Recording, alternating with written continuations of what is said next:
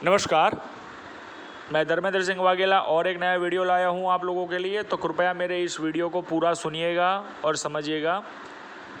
सबसे पहली बात मैं आप लोगों को ये बता देता हूँ कि हमारे व्हाट्सएप की चैनल वीडियो के डिस्क्रिप्शन बॉक्स में है, प्लीज़ उसे ज्वाइन कर लीजिए। दूसरी बात, ये वीडियो को पूरा सुनिएगा और मुझे ज़्यादा से ज़्यादा इस वीडियो के लिए लाइक्स चाहिए। अब ये जो मैं आज वीडियो लाया हूँ, ये वीडियो खास करके गंदक के ऊपर है। कल मेरे एक मित्र का फ़ोन आया, ईरान से है वो। उसका मुझे फ़ोन आया कि सर मेरा चांदी एसिड पास हो गया है, मुझे सोना बनाना है, कैसे बनाऊँ, मुझे इसका रास्ता बताओ। दूसरा एक बात, एक आज बंदे का मैसेज आया था साथ में कि मेरी भी चांदी एसिड पास हो गई है, तो मैं गंधक का तेल से यूज़ करना चाहता हूँ, गंधक के तेल से चांदी बन जाएगी।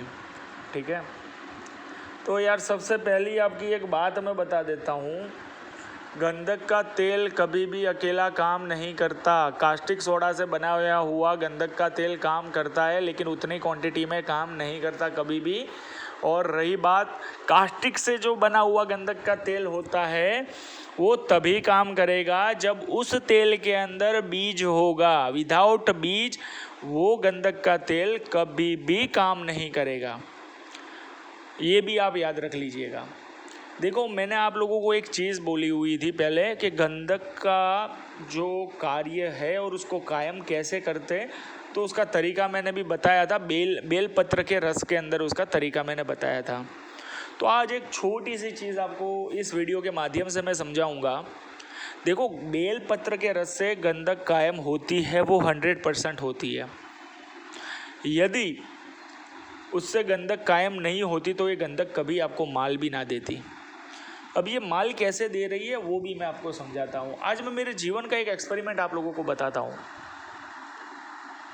बेल पत्र का रस तो आप लोग निकाल लेते हो, उसके साथ गंधक को खरल करते हो, ये करते हो, वो करते हो, फलाना करते हो, ब्ला ब्ला ब्ला ब्ला, कायम हो गई आपकी गंधक। ठीक है, अब हम थोड़ी देर के लिए उस गंधक को साइड में रखते हैं, अब हम बात करते हैं बेल पत्र की।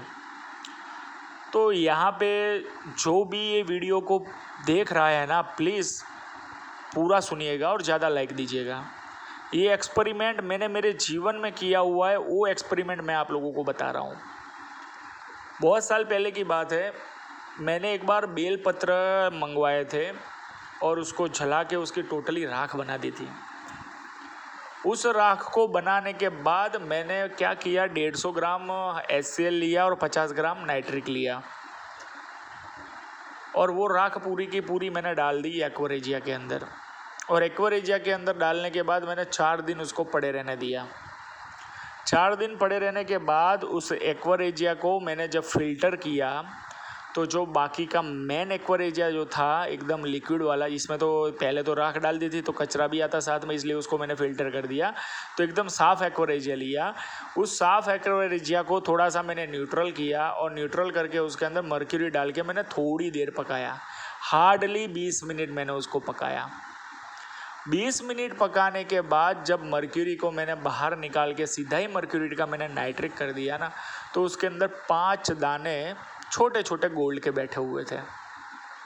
अब समझ लीजिए, 5 दाने गोल्ड के छोटे छोटे बैठे हुए थे बेल पत्र के ये चूरे में से। उसको एसिड को फिल्टर कर दिया। उस फिल्टर वाले एसिड के अंदर मैंने पारे को न्यूट्रल एसिड को न्यूट्रल करके पारा डाल के पकाया था। उसमें 5 दाने बैठना है, यानी ये बहुत बड़ी बात है। ये मैंने मेरे हाथ से किया हुआ एक्सपेरिमेंट, और उस टाइम पे 4 से 5 लोग उपस्थित थे। उन लोगों ने भी एक चीज़ देखी थी। उनको तब जाके पता चला कि बेल पत्र के अंदर जो चीज़ है वो लोहा है, क्योंकि इसमें से जो गोल्ड बैठा, तो हमको तो ऐसा लगा कि ये साला गोल्ड बैठ रहा है, तो भाई बेल पत्र के अंदर तो बहुत सारा गोल्ड है, तो एक्वारेजिया के अंदर तो वो ये जो शायद गोल्ड घुस गया होगा। तो हम लोगों ने सोडियम मेटाबाइसल्फाइड डाल के बैठाने का प्रयत्न किया। जब हमने सोडियम मेटाबाइसल्फाइड डाला, उसके बाद लाल कलर का पाउडर बैठा, जब उसका कस लगाया तब साला पता चला हमको कि ये तो साला लोहा है। यानी बेल पत्र के रस में लोहा है। वही लोहा जब गंधक के साथ मिलता है तो वो गंधक को कायम करता है, उसको ज्वलनशील नहीं बनाता है। और कोई भी चीज़ को आपको कायम करना हो ना, तो हमेशा जीवन में एक चीज़ याद रखना कि लोहा ही बेस्ट रास्ता है किसी भी चीज़ को कायम करने के लिए। साथ में किसी भी चीज़ का तेल करना है तो खट्टी चीज़ चाहिए आपको, वो खट्टी चीज़ उसका तेल करके दे देती है आपको। तो ये जो एक्सपेरिमेंट मैं आपको बता रहा हूँ ना, ये प्रैक्टिकल वाले एक्सपेरिमेंट मैं आप लोगों से साझा कर रहा हूँ कि आपको इस वीडियो के माध्यम से बेहतरीन आपको हमारे एक्सपेरिमेंटों के बारे में आपको पता चले। बाकी जीवन में मैंने एक चीज़ तो मार्क की है कि सोना चाहे कितने भी तरीके से बना लो, लेकिन टोटल 20 मेथड है, उस 20 मेथड के अंदर जिस तरीके से सोना बनता है ना, वैसा मैंने आज तक कहीं पे बनते हुए नहीं देखा। ये भी मैं आपको श्योरिटी के साथ बता रहा हूँ। अब हमें ना एक छोटी सी बात करते हैं कि गंधक को शुद्ध, और एक शिष्य मुझे बोल रहा था कि गंधक को शुद्ध करना है मैं कैसे करूं। तो हमेशा गंधक को है ना आपको घी के साथ जलाना चाहिए और उसको पिघालना चाहिए। उसके बाद किसी भी चीज़ों में आप उसको बुझावे दो। देखो, कायम करना और बुझावे देना ये दोनों में अंतर है। यदि आप गंधक को शुद्ध करना चाहते हो ना, तो किसी भी जड़ी बूटी के रस में आप 21 बुझावे दोगे तो वो शुद्ध हो जाएगी। और उसके बाद आपको यदि उसको कायम करना है ना, तो 100 बुझावे आपको ज़्यादा देने पड़ेंगे, समझ लीजिए, तब जाके ये आपकी कायम होगी।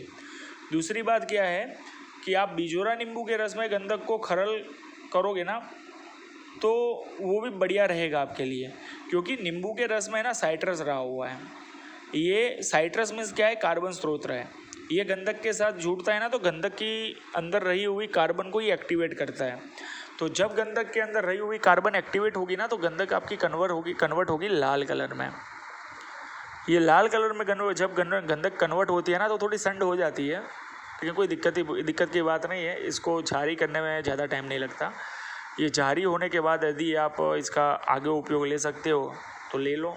ये बहुत बढ़िया रास्ता है, शॉर्ट एंड सिंपल ने सोबर है। इसमें आप जल्दी सफल भी होंगे।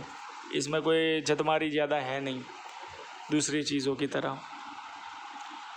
दूसरी बात, यदि आप गंधक को लहसुन के रस के साथ खरल करते हो ना, तो आपकी जो गंधक है ना 10 दिन में ही टोटली लाल हो जाती है। उसका रीज़न क्या है कि लहसुन के अंदर H3 नाम की सल्फ़र है, और वो भी एक्टिवेटेड सल्फ़र है।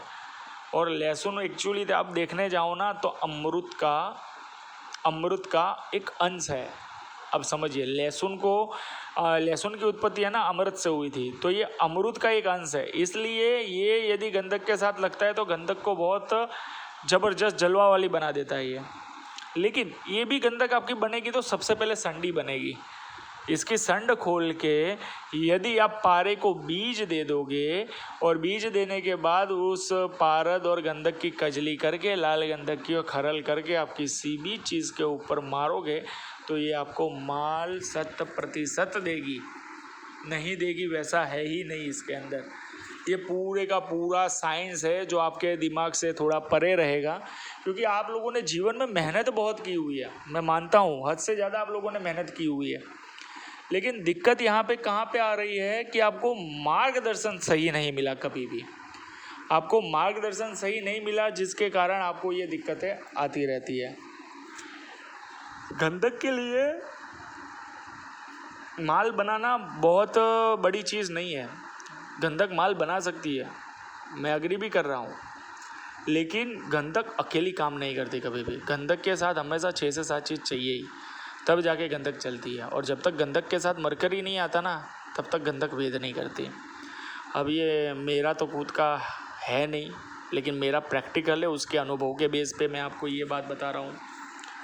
क्योंकि गंधक के अंदर जब तक शिव और पार्वती इकट्ठे नहीं होंगे, तब तक इस संसार का सृजन होगा ही नहीं। ब्रह्मा विष्णु आएंगे नहीं, क्योंकि शिव और शक्ति जब इकट्ठी होती है तब ही इलेक्ट्रॉन, प्रोटॉन और न्यूट्रॉन का सर्जन होता है, उसके बिना तो होता नहीं है। इसीलिए रसायन में गंधक और पारद का उल्लेख प्रचुर मात्रा में मिलता है। और पहले के टाइम में जितने भी रसायनी लोग थे, वो सारे के सारे गंधक और पारद के ऊपर बहुत काम करते थे।